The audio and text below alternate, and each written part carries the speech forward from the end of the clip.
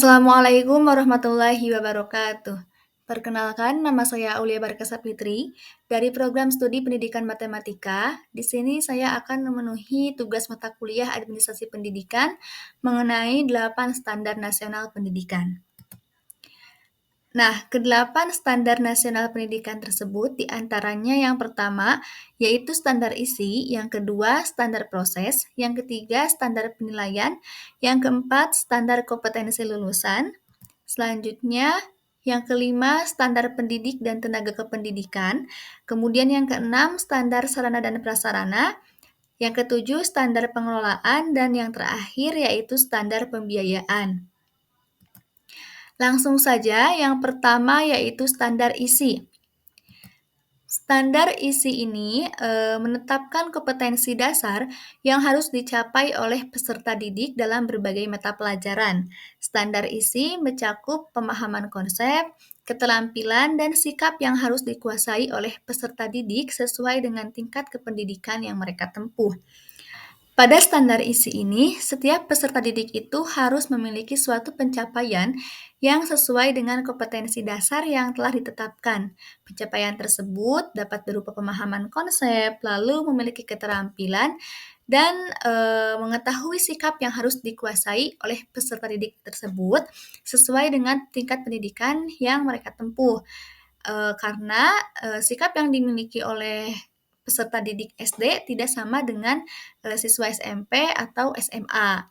Begitupun sebaliknya. Lalu, yang kedua yaitu standar proses, yang dimana standar ini berkaitan dengan metode, pendekatan, dan strategi pembelajaran yang digunakan oleh tenaga pengajar. Standar proses ini mencakup penyusunan rencana pembelajaran, penggunaan media dan teknologi, serta keterlibatan peserta didik dalam proses pembelajaran.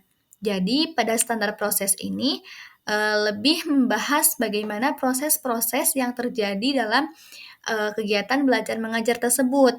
Nah, baik berupa metode pembelajarannya seperti apa, lalu pendekatan guru terhadap siswanya seperti apa, dan strategi pembelajaran yang diterapkan oleh guru terhadap siswanya itu. Kemudian, standar proses ini mencakup penyusunan rencana pembelajaran. Jadi, pembelajarannya itu akan diterapkan seperti apa, akan dilaksanakan seperti apa. Nah, kegiatan tersebut berada di dalam standar proses.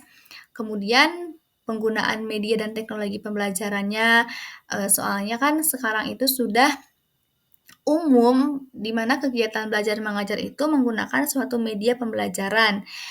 Lalu, keterlibatan peserta didik dalam proses pembelajarannya itu seperti apa. Kemudian selanjutnya yang ketiga yaitu standar penilaian. Standar ini menetapkan prosedur dan kriteria penilaian yang adil dan objektif. Standar penilaian mencakup berbagai bentuk penilaian seperti tes, tugas, dan observasi, serta pemanfaatan hasil penilaian untuk memberikan umpan balik kepada peserta didik.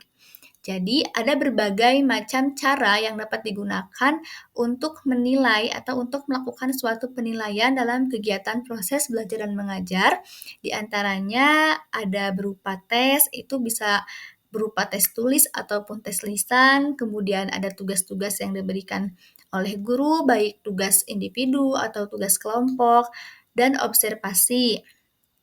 Serta di sini juga pengajar atau guru itu dapat melakukan cara-cara yang lain agar nanti dapat memaksimalkan pemanfaatan hasil penilaiannya untuk memberikan umpan balik kepada peserta didik. Jadi, di sini yang berperan aktifnya itu bukan hanya gurunya saja, melainkan peserta didik pun ikut berperan aktif dalam proses kegiatan belajar dan mengajar. Selanjutnya yang keempat yaitu standar kompetensi lulusan, yang dimana pada standar ini menetapkan kompetensi yang harus dimiliki oleh peserta didik setelah menyelesaikan tingkat pendidikan tertentu. Standar kompetensi lulusan mencakup aspek kognitif, afektif, dan psikomotorik yang diharapkan peserta didik kuasai. Yang di mana, aspek kognitif itu merupakan perilaku yang menekankan pada intelektualnya, seperti pengetahuan dan keterampilan berpikir.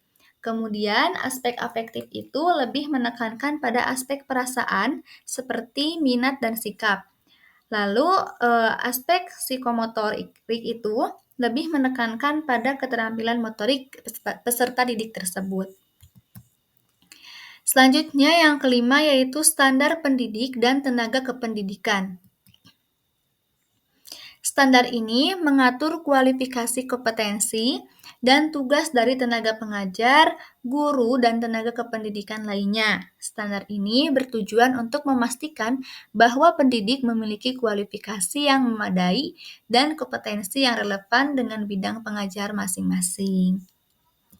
Yang selanjutnya yang keenam yaitu standar sarana dan prasarana, yang dimana standar ini berkaitan dengan fasilitas fisik dan non-fisik yang diperlukan dalam penyelenggaraan pendidikan.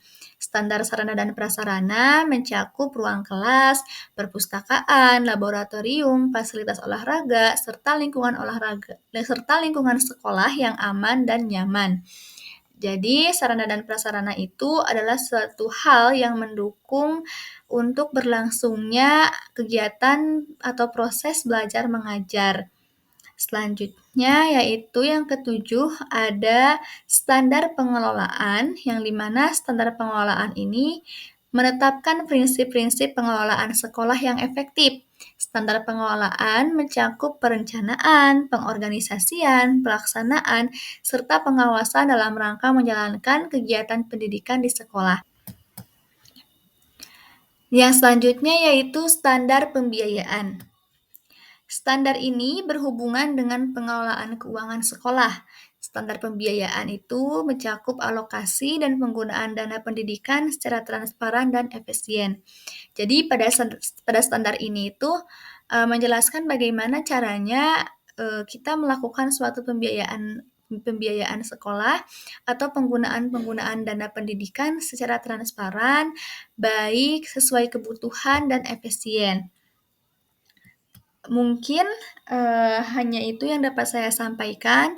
Kurang lebihnya mohon dimaafkan. Terima kasih. Wassalamualaikum warahmatullahi wabarakatuh.